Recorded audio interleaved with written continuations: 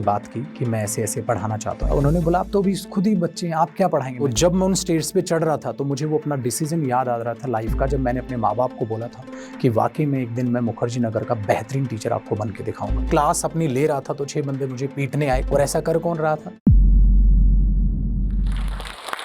Hello everyone, मेरा नाम है जयदीप सिंह, जो एक इंग्लिश टीचर है। लेकिन ये जयदीप सिंह ऐसे ही नहीं बना। कैसी मेरी जर्नी रही, कैसे एक साइकिल तक का सफ़र था जो स्टार्टिंग मैंने साइकिल से की थी, और कैसे मैंने ऑडी तक का पैसा कमाया, प्लस साथ साथ बच्चों का प्यार कमाया, कैसे ये नाम और फेम बना। आज वो स्टोरी मैं आपके साथ शेयर करने वाला हूँ। ध्यान से सुनिएगा, आपको बहुत अच्छा लगेगा और आपको यकीन हो जाएगा कि वाकई में एक छोटे से परिवार का बच्चा भी एक बड़ा नाम और एक बड़ा पैसा रुतबा कमा सकता है। मैं अपनी बात करूं तो मैं दिल्ली में ही जो है पैदा हुआ था, दिल्ली में ही बड़ा हुआ हूं। मेरी फैमिली दिल्ली से ही है और एक मिडिल क्लास फैमिली हमारी रही है। मिडिल क्लास से मेरा मतलब है वाकई में एक सामान्य परिवार जिसका गुजारा भी बहुत मुश्किल से होता था। जब बचपन में ऐसा होता था कि हम स्कूल में जा रहे होते थे और पापा को मैंने याद है मुझे अभी भी बचपन की बात कि पापा मुझे अच्छे स्कूल में पढ़ाई करनी है। तो पापा ने शायद मैं 4th क्लास में उस वक्त रहा हूँगा, तो पापा ने कहा बेटा अभी हमारे पास उतना पैसा तो नहीं है कि तेरे को अच्छे स्कूल में किसी में तेरी पढ़ाई करा सकें, लेकिन हाँ मैं ये कर सकता हूँ कि आप सामान्य स्कूल में भले ही पढ़िए, पढ़ाई करने से मतलब है, तो मैं तुझे घर पे पढ़ा दूंगा बहुत अच्छे तरीके से। तो मुझे उस वक्त वो बात उतनी समझ नहीं आई, तो उन्होंने क्या किया, अगले दिन जो स्कूल प्राइवेट स्कूल्स होते थे उनकी बुक्स वो खरीद के ले आए और मुझे लाकर सारी बुक्स दिखा दी कि बेटा अगर मैं तुझे सारी बुक्स पढ़ा दूं, भले ही तो एक सामान्य से स्कूल में पढ़ रहा है, लेकिन अगर मैंने तुझे बुक्स सारे अच्छे स्कूल्स की अगर पढ़ा दी तो तू अपने आप को ये मान के चलना तू स्कूल में ही पढ़ लिया। तो अगर उसकी बुक्स ही तूने पढ़ ली तो स्कूल में ही पढ़ लिया, उस एनवायरमेंट को मैं घर पे तेरे को देने की कोशिश करूंगा। तो मैंने बोला ओके ठीक है पापा। तो पापा ने मेरी जर्नी कुछ ऐसे शुरुआत कराई बचपन से ही।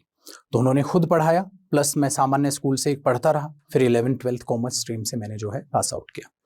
फिर ग्रेजुएशन में आया। जैसे ही ग्रेजुएशन में मैं पहुंचा, इसके सफर एक पहली मैं लाइन आपको यहाँ पर 11th क्लास की भी आपको जोड़ के बताना चाहूंगा कि मैंने टीचिंग करियर को जब चुना तो टीचिंग में मेरा बड़ा अच्छा खासा इंटरेस्ट होता था, जस्ट बिकॉज मेरे ब्रदर और मेरी बड़ी सिस्टर जो है दोनों भी टीचर्स हैं, वो भी पढ़ाते थे। तो उनकी देखा देखी 10th क्लास में मेरे बड़े अच्छे मार्क्स आए थे। तो आस पड़ोस में नहीं होता है, बच्चे आ जाते हैं कि आपके बच्चे के बड़े अच्छे मार्क्स आए हैं, क्या ये हमारे बच्चों को पढ़ा देगा। क्योंकि बड़े भाई और बड़ी सिस्टर जो थी वो पढ़ा रहे थे उस वक्त, जो आस पड़ोस के बच्चे होते थे उनको वो पढ़ाते थे।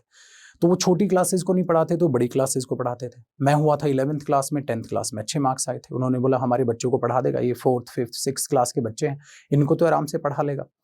तो मैंने बोला हाँ पढ़ा देंगे, क्योंकि वहाँ से पैसा भी आना था, थोड़ा इनकम भी जनरेट हो जाएगी।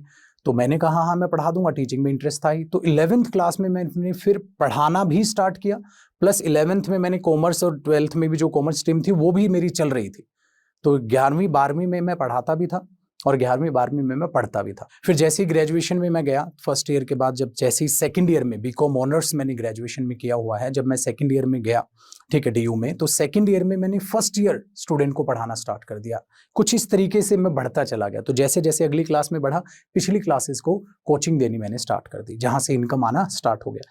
जैसे ही फिर मैं सेकंड ईयर में हुआ, फर्स्ट ईयर को पढ़ाया, फाइनल ईयर में हुआ, फर्स्ट ईयर और सेकंड ईयर के स्टूडेंट्स को पढ़ाया। इस तरीके से मैंने पढ़ाई की। और फिर मैंने ग्रेजुएशन के बाद मेरे दिमाग में आया कि अब किया क्या जाए। तो होता क्या है, डीयू की कॉलेज में ग्रेजुएशन में प्लेसमेंट्स होती हैं, प्राइवेट कंपनीज आपको अच्छा खासा ऑफर करके, ठीक है, आपकी प्लेसमेंट ले लेते हैं। ऐसा ही बीकॉम ऑनर्स के बाद हो सकता था। तो मैंने एक कंपनी में, ठीक है, अप्लाई भी किया, मेरा सिलेक्शन भी हुआ, लेकिन मेरी इच्छा नहीं हुई उसमें जाने की, क्योंकि जो कहानी मजाक मजाक में शुरू की थी अब उसमें मजा आने लग गया था। जो 11वीं क्लास में पढ़ाना स्टार्ट किया था, अब वो टीचर बनने का जुनून इतना बढ़ता चला गया कि मेरे दिमाग में ये रहने लग गया, नहीं यार मुझे टीचिंग अच्छी लगती है, ऐसा लग रहा है मैं ये जॉब के लिए शायद ना कंफर्टेबल हो पाऊं, क्योंकि मुझे समझाना बड़ा अच्छा लगने लग गया, मुझे पढ़ाना बड़ा अच्छा लगने लग गया। सो परिवार ने वहाँ मुझे सपोर्ट किया, ठीक है बेटा ज्वाइन मत कर, मन करेगा तो बाद में भी कर लेना, वो तो दरवाजा हमेशा खुला ही है। तो टीचिंग में आगे फिर क्या करना चाहेगा। तो फिर मैंने सोचा कि मैं टीचिंग में एक काम करता हूँ। अभी तक तो मैं ग्रेजुएशन को पढ़ा रहा था, हाँ, अब मैं गवर्नमेंट जॉब्स की जो प्रिपरेशन कर रहे हैं उनको पढ़ा लेता हूँ।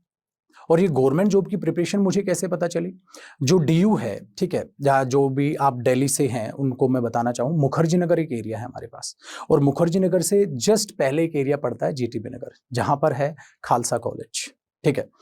अब उस कॉलेज से हम लोगों का नाता नहीं होता था मुखर्जी नगर जाने का। लेकिन बाय चांस एक दिन हम मूवी देखने गए बत्रा सिनेमा हॉल में। मुखर्जी नगर बत्रा सिनेमा हॉल हुआ करता था, उस टाइम पे मूवीज उसमें चलती थी। तो हम मूवीज देखने उसमें गए। जब हम मूवी देखने गए तो वहां मैंने हजारों की तादाद में स्टूडेंट्स देखा। मुझे लगा ये सब क्या है, क्या कर रहे हैं ये लोग यहाँ। तो फिर पूछा तो बोला ये गवर्नमेंट जॉब की तैयारी कर रहे हैं।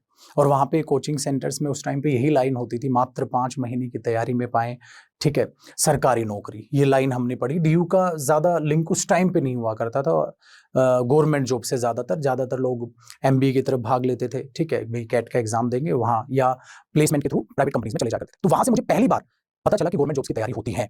तो वहां जहां मुझे टीचिंग करनी थी, वहां मुझे एक नई चीज पता चली, इतना हजारों के बच्चों में तो क्या है क्या उसमें। फिर मुझे बताया ऐसे ऐसे आप ऑफिसर्स बनते हैं, ठीक है, इस तरीके से आपकी ग्रूमिंग होती है, ऐसे रिस्पेक्ट आपको जो है प्राप्त होती है, बहुत बड़ा होता है, बहुत अच्छी अच्छी बातें मुझे वहां पता चली। जैसे आप में से कई सारे स्टूडेंट रिलेट कर पाएंगे, जब रेड मूवी अजय देवगन की आई उसके बाद बच्चों को पता चला ये बंदा कौन है यार, इनकम टैक्स ऑफिसर, इसके पास इतनी पावर है। इवन पीएमबी से फोन करके जो है कुछ रिक्वेस्ट करने की कोशिश करें, जिन्होंने रेड मूवी देखी होगी समझ पाए होंगे। कईयों को तो तब पता चली थी कि वाकई में इनकम टैक्स ऑफिसर की क्या जो है आप ये कहो कि उनके हाथ में कितनी कितनी बड़ी पावर होती है। तो बहुत सारी ऐसी पोस्ट है जिनका भी आपको पता भी नहीं है, लेकिन वो है। तो जब मुखर्जी नगर में मुझे वो चीजें पता चली तो मुझे लगा क्यों ना इन्हीं स्टूडेंट्स को पढ़ाया जाए, या क्यों ना मैं भी तैयारी कर लूं। जब इतनी पावर है तो वहां जहां टीचिंग में इंटरेस्ट था, मुझे वो पावर अच्छी लगने लग गई थी। क्यों ना मैं इनकी भी तैयारी कर लूं, ठीक है, बैंक पीओ है, ठीक है, या इनकम टैक्स एक्साइज है, इतनी सारे ऑप्शंस मेरे पास